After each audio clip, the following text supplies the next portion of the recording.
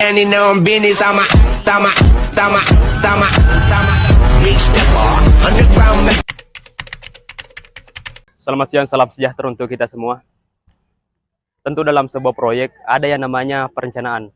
Dalam perencanaan kami mengambil banyak judul untuk kami diskusikan dan sampailah pada penentuan judul yaitu hukum responsif sebagai solusi kekakuan hukum represif. Kami melakukan pendekatan secara historis. Kami melihat bahwa dalam sejarahnya hukum di Indonesia telah banyak diupayakan untuk dirubah. Kemudian kami tafsirkan hukum di zaman Soekarno-Soeharto. Kedua bung besar ini menggunakan hukum dalam wujud represif. Yang kebetulan hukum ini sebetulnya tidak diinginkan oleh rakyat. Kenapa kemudian rakyat tidak menginginkan ini? Kenapa kemudian keinginan rakyat menjadi penting dalam hal ini? Karena secara kalkulasi, dalam sebuah negara, rakyat lebih banyak daripada pemerintah dalam artian legislasi dan eksekusi. Kemudian, kenapa kemudian hukum represif tidak dibutuhkan? Karena hukum represif ini terkesan kaku, yang hanya merupakan representasi dari penguasa, yang kemudian diorientasikan dalam aturan-aturan yang kaku, yang tidak melibatkan masyarakat atau rakyat secara utuh. Kemudian, perlu dipahami teman-teman, bahwa hukum itu dalam wujudnya secara ontologi itu ada dua, yaitu nature condition, yaitu alam, hukum alam. Maka dibuatlah hukum kedua dalam wujudnya yaitu human justification atau hukum manusia. Manusia sebagai pembuat hukum tentulah hukum untuk manusia. Tentulah cara kerjanya harus manusiawi pula. Janganlah hukum ini kemudian dibuat kaku dengan tidak mengikuti kedinamisan manusia sehingga yang tadinya hukum untuk manusia menjadi manusia untuk hukum. Maka hukum responsif memastikan hukum untuk manusia, bukan hukum untuk hukum ataupun manusia untuk hukum. Maka kepastian hukum responsif yaitu berkeadilan, bermanfaat, dan berkepastian hukum untuk manusia, bukan manusia untuk hukum. Kemudian demi pemahaman mendalam supaya tidak ada kesalahpahaman tentang hukum responsif ini, kami telah melakukan banyak perbincangan dengan informan-informan yang tentunya ahli hukum dan tentu pula paham akan hukum responsif. Pak, sebelumnya saya berbicara dengan Bapak siapa? Muhammad Amiruddin SHMH. Baik Pak, di sini kami ingin membahas mengenai pengembangan hukum responsif di Indonesia. Jadi pertanyaannya, apakah pengembangan hukum responsif ini relevan diberlakukan atau dikembangkan di Indonesia? Di mana kita tahu bahwa sistem hukum di Indonesia itu Pak terkadang dianggap kaku atau terlalu prosedural dalam penegakannya. Ya, kalau menurut saya hukum responsif di Indonesia itu sangat bagus karena itu sesuai dengan kebutuhan dan kepentingan masyarakat. Kemudian sifatnya efektif dan efisien. Kan ada beberapa karakteristik daripada hukum responsif. Pertama itu fleksibilitas. Jadi fleksibilitas itu mampu beradaptasi dengan bagaimana kondisi sosial dan ekonomi. Kemudian harus ada keterlibatan masyarakat. Ya, jadi masyarakat itu dilibatkan dalam proses pembuatan dan pelaksanaan hukum. Ya kan demokrasi memang seperti itu, pelibatan masyarakat di dalam pembuatan suatu kebijakan. Makasih Pak sebelumnya. Maaf sebelumnya Pak, saya berbicara dengan Bapak siapa? Pak Hamsir. Baik Pak, tema yang kami angkat itu mengenai pengembangan hukum responsif. Di mana hukum responsif ini apakah relevan dikembangkan atau diberlakukan di Indonesia? Di mana kita tahu itu bahwa sistem hukum di Indonesia itu terkadang dianggap kaku atau terlalu prosedural dalam penegakannya Pak. Terima kasih. Kata kaku dan tidak kaku itu relatif ya, relatif. Bukan berarti itu menjadikan sehingga melahirkan suatu namanya istilah hukum progresif. Ya. Hukum yang memberi kelunakan. Progresif itu undang-undang yang selalu dibuat ada lunak. Lunak ya, tidak kejam. Itu hukumnya sendiri respon melihat bahwa oh masyarakat sukanya begini, kita perlakukan begini hukum, itu namanya hukum responsif. Masyarakatnya suka begini, maka kita begini. Jangan bilang negara punya mau, masyarakat kau tidak perlu tahu, kami begini. Itu bukan hukum responsif. ya. Jadi hukum responsif itu tahu bahwa oh sukanya masyarakat ini kita bikin begini, dia tidak mau dikasih begini, dia mau seperti ini. Tahu perkembangan terhadap perkembangan sosial masyarakat. Maka undang-undang itu seperti ini. Namanya hukum responsif. Jadi mengantisipasi itu responsif juga. Menghukum bagi sesuatu yang masyarakatnya tidak menganggap sesuatu kejahatan yang sangat berat atau tidak memberi hukuman, itu dalam pelaksanaan. Jadi ada dua ya, pelaksanaan ya, responsif itu bisa berlaku, bisa berjalan dalam pembuatan, penulisan, lahirnya suatu undang-undang, ya, pembuatan, buat atau lahirnya suatu peraturan perundangan. Yang kedua, responsif itu ada di sekitar dalam hal pelaksanaan, ya, yaitu berjalannya, bekerjanya siapa? Bekerjanya si petugas hukum, bekerjanya siapa namanya? Hakim, bekerjanya jaksa, bekerjanya polisi, bekerjanya pengacara. Semua harus memahami namanya hukum responsif. Pengacara juga bisa mengingatkan hakim. Kalau pengacara tentang tahu tentang makna yang berfungsi, maka pengacara bisa mengingatkan, hai jaksa, hai polisi, hai jaksa, hai polisi, hakim. Kita sekarang ketinggalan kalau kita tidak menganut hukum responsif. Itu adalah bagian dari antisipasi. Dia melakukan seperti itu karena mengantisipasi. Maka wajar bila saya bela klien saya melakukan tindakan seperti ini dalam rangka kecepatan pelaksanaan hukum. Oleh itu, kalau hakim, polisi, jaksa sadar bahwa itu adalah suatu bagian daripada itu, maka itu masuk ide. Assalamualaikum warahmatullahi wabarakatuh, Pak. Waalaikumsalam warahmatullahi wabarakatuh. Ya. Dengan nama siapa, Pak? Saya Muhammad Kurdi. Muhammad Kurdi. Iya. Pak, ada tugas dari mata kuliah pengantar hukum Indonesia. Tugasnya itu mewawancarai akademisi hukum terkait perkembangan hukum di Indonesia. Iya betul. Tema kami, Pak, itu perkembangan hukum responsif. Iya. Hukum responsif yang kami teliti adalah hasil evolusi dari hukum represif. Iya betul. Kalau hukum represif itu, Pak, hukum yang merupakan representasi dari keinginan atau kehendak dari pemerintah itu sendiri. Penguasa. Kalau hukum responsif adalah hukum yang merespon tuntutan-tuntutan masyarakat. Yang kami mau minta pandangannya Bapak terkait tugas kami ini. Oh ya, saya kira memang artinya tidak semuanya buruk. Resesi juga tidak buruk, ya kan? Cuma memang lebih banyak negatifnya apabila penguasaannya itu tidak bagus. Ya. Pasti digunakan untuk mendukung seluruh keinginan penguasa. Kalau misalnya kekuasaan yang lalu itu begitu dia ya kan, di seluruh undang-undang yang itu adalah atas pesanan para oligarki, kan begitu ya.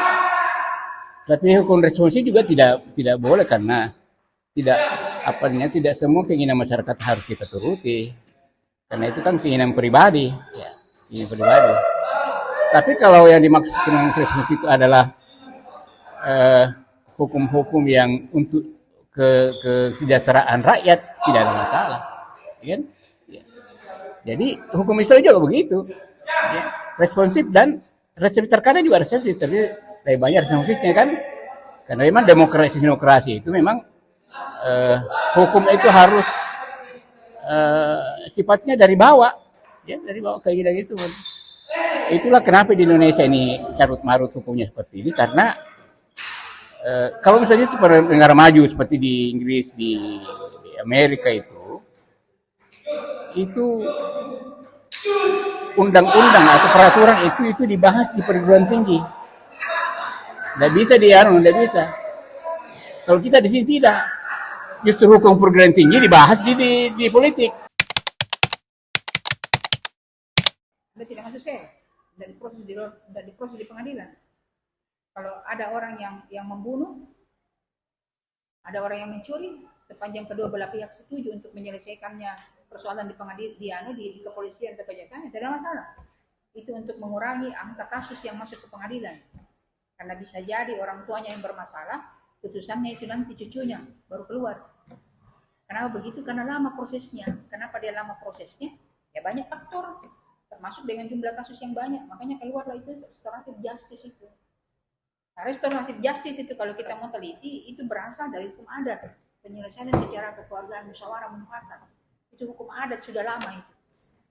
Sebelum masuk hukum barat, ya. Sebelum masuk hukumnya Belanda di Indonesia. Itu aja hukum Islam juga menyelesaikan seperti itu. Jadi kalau hukum Islam itu ya kalau Anda mencuri ada, tapi kan lebih keras. Tapi sepanjang jadi restoratif justice itu ya kita bisa mencontoh orang Jepang. Nah itu materinya sebenarnya luas. Di bidang kesehatan ada membidangi undang-undang itu dibuat. Makanya lama karena kadang-kadang kan tidak ketemu pendapat. Pembahasannya lama. Yang kedua anggaran juga terbatas. Makanya tidak mudah. Makanya satu sisi kelemahan dari hukum yang tertulis itu ya proses yang tidak mudah berubah, ketinggalan zaman dia. Mudah. Oke? Tapi sekarang kan tidak seperti itu. Itu hanya teori yang lalu. Sekarang hukum yang katanya tidak mudah berubah, ternyata mudah berubah. Hari kenapa seperti itu? Karena tergantung dari siapa pemimpinnya. Itulah politik hukum. Iya kan? Jadi politik hukum itu adalah kewenangan yang diberikan kepada penguasa untuk membuat satu aturan. Diberikan kewenangan penuh untuk membuat satu aturan. Siapa penguasa? Ya presiden. Presiden diberikan kewenangan untuk membuat satu aturan, suatu kebijakan. Makanya kebijakan itu sangat tergantung siapa presidennya. Setiap 5 tahun itu pasti berubah kebijakan karena berubah presidennya, berubah keinginannya. Makanya arah corak dari pembangunan hukum di Indonesia tergantung siapa presidennya. Siapa yang mengangkat dia jadi presiden? Itu kan faktor politik. Makanya hukum itu banyak dipengaruhi oleh politik. Jadi kita mulia Iya. dalam tugas kami, Iya. kami mengangkat tema yaitu perkembangan hukum responsif. Kemudian yang kami baca bahwa hukum responsif adalah hasil evaluasi dari hukum represif di zamannya Soekarno yang menjadikan hukum sebagai representasi dari keinginan kekuasaan Soekarno. Bukan hanya Soekarno, Soeharto lebih-lebih. Iya. Ya. Iya, Pak. Soeharto, Kemudian Soekarno. di zaman Soeharto lebih parah lagi. Ya, lebih parah betul. Kemudian tahun 1948 Pak, pas sejak reformasi 98. ya, Bukan ya, 98 bukan 48, 98. 98 Ya. pasca reformasi muncul keinginan para pemuda untuk menjadikan hukum kita lebih responsif terhadap tuntutan-tuntutan masyarakat. Nah, yang menjadi pertanyaan di sini Pak, apa sebenarnya pemahaman mendalam mengenai hukum responsif ini? Oh gitu ya. Ini ada buku khusus yang membahas dengan itu ya, Bu Mas. Ada buku khusus. Itulah bukunya Philip Nonet dan Selnik. Ya. Hukum represif. Artinya tipe hukum yang tidak memperhatikan kepentingan masyarakat, tapi hanya untuk berorientasi kepentingan penguasa. Nah, tadi kan sudah Anda memberikan gambaran tadi ya. Antara tipe hukum represif dan responsif ya. Kalau responsif sebaliknya. Kalau hukum responsif itu hukum yang merespon kepentingan-kepentingan atau sesuai dengan kepentingan-kepentingan masyarakat. Kalau represif, hukum yang substansinya hanya berorientasi untuk kepentingan penguasa. Seperti pendakwaan Nonet dan Selnik, tipe hukum represif tidak menjamin keadilan substantif. Dengan demikian, pemerintah yang mengakomodasi hukum represif otomatis juga dikategorikan sebagai kekuasaan pemerintahan yang represif. Nah, ini ada hubungan yang berkorelasi ini. Kalau semakin represif pemerintah, akan semakin produk hukum yang lahir akan semakin represif. Nah, sebaliknya, kalau pemerintah itu semakin demokratis mengelola penyelenggaraan negara, itu akan lahir produk-produk hukum yang responsif. Nah, itu anunya, itu namanya benang merahnya, atau itu namanya dia berbanding lurus. Nah, jadi ini kaidah ya. Nah, dengan demikian pemerintah yang mengakomodasi hukum represif otomatis juga dikategorikan sebagai kekuasaan pemerintahan represif. Oleh karena itu, ciri kekuasaan pemerintahan represif adalah tidak memperhatikan kepentingan orang yang menjadi unsur esensial dari sebuah negara, yaitu kalangan masyarakat atau banyak. Anda harus pahami, negara ini dibentuk berdasarkan kontrak sosial karena ada kepentingan rakyat di dalamnya. Ya. Nah, sehingga kalau pemerintahan dibangun berdasarkan sistem demokrasi ANSI yang betul, akan lahir produk-produk hukum yang responsif. Sebaliknya, semakin otoriter pemerintahan itu, semakin sewenang-wenang pemerintahan itu tidak memperhatikan kepentingan rakyat, akan yakin dan percaya produk-produk hukum yang dilahirkan adalah tipe hukum represif. Nah, di situ benang merahnya toh. Baik, berdasarkan hasil interview kami, hukum responsif adalah konsep hukum yang lahir dari evaluasi hukum represif. Konsep ini berusaha menciptakan keadilan yang substansif dengan menyesuaikan hukum dengan kebutuhan sosial masyarakat. Menurut Ibu Siti Nurjannah, hukum responsif merupakan respon terhadap kekakuan hukum represif. Kemudian, Dr. Andes Muhammad Kurdi menambahkan bahwa meskipun hukum represif tidak sepenuhnya buruk, hukum ini seringkali gagal memenuhi aspirasi rakyat. Kemudian adapun kegagalan hukum represif. Hukum represif seringkali lebih berorientasi pada kepentingan penguasa daripada masyarakat. Tegas Dr. Fadli Andi Nasib menyoroti bahwa hukum represif digunakan untuk mempertahankan dominasi penguasa dan cenderung mengabaikan rakyatnya.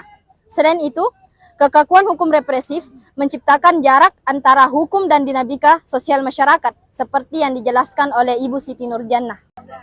Baik, saya akan menjelaskan 3 karakteristik hukum responsif. Jadi, yang pertama itu fleksibel, artinya mampu beradaptasi dengan kondisi sosial ekonomi. Yang kedua, keterlibatan masyarakat dalam proses legasi. Yang ketiga, berorientasi pada keadilan substansif. Ucap Dr.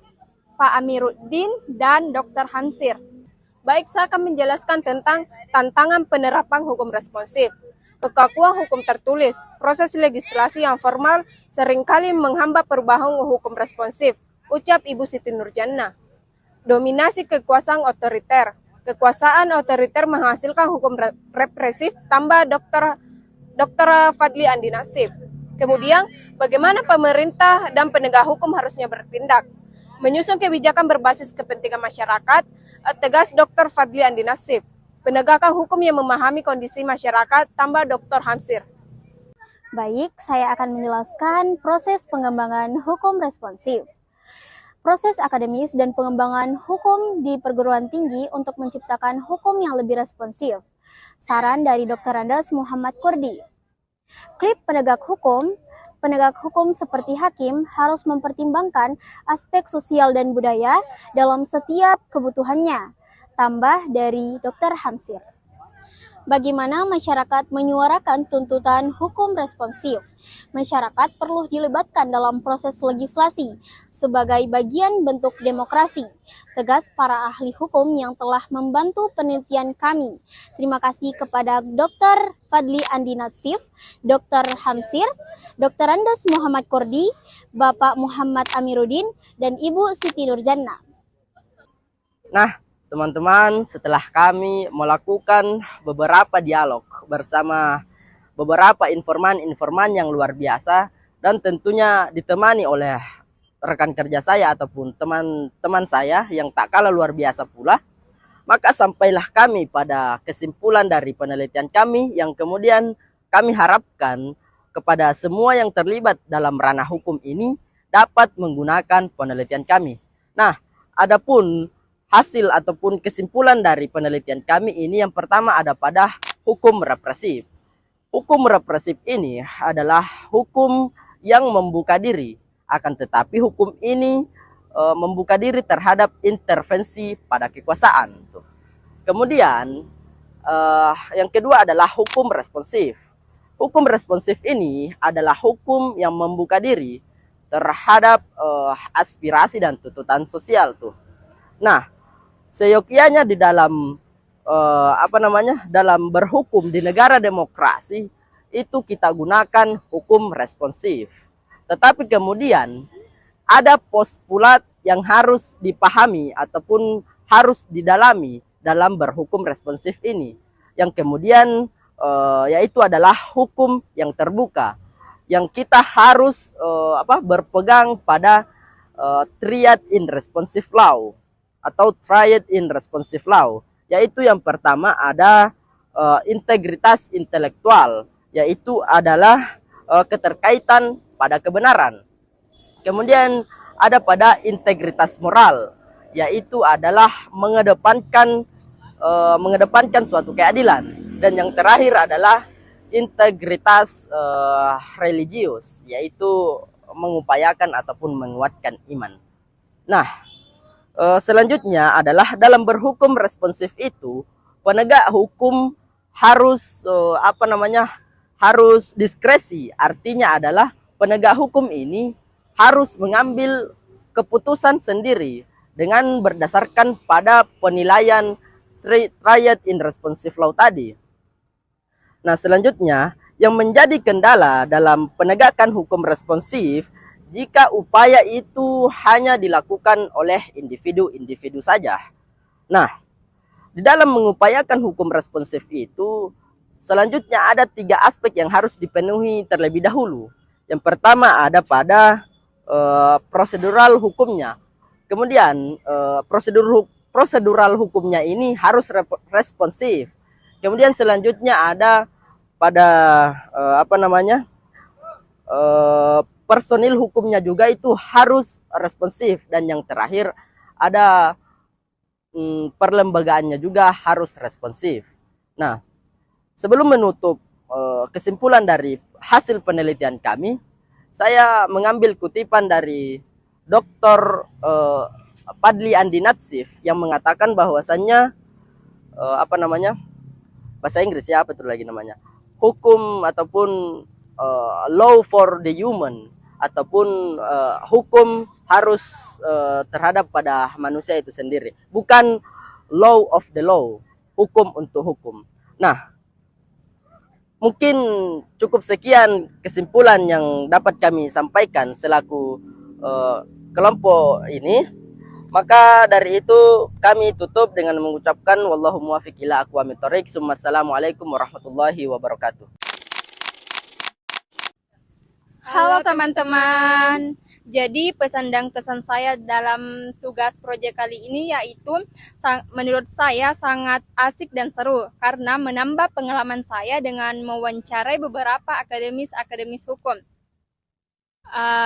Menurut saya ini sangat memberikan kesan dari kekompakan dan persaudaraan atau kesolidaritasan dalam kelompok ini. Sekian.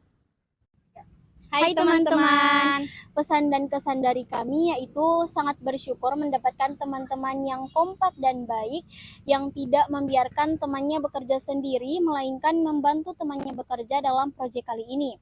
Saya merasa kedekatan saya dengan teman-teman kelompok saya lebih baik, karena bukan hanya di depan video, melainkan di belakang video pun kami suka bertukar cerita, suka tertawa bersama, serta makan bersama.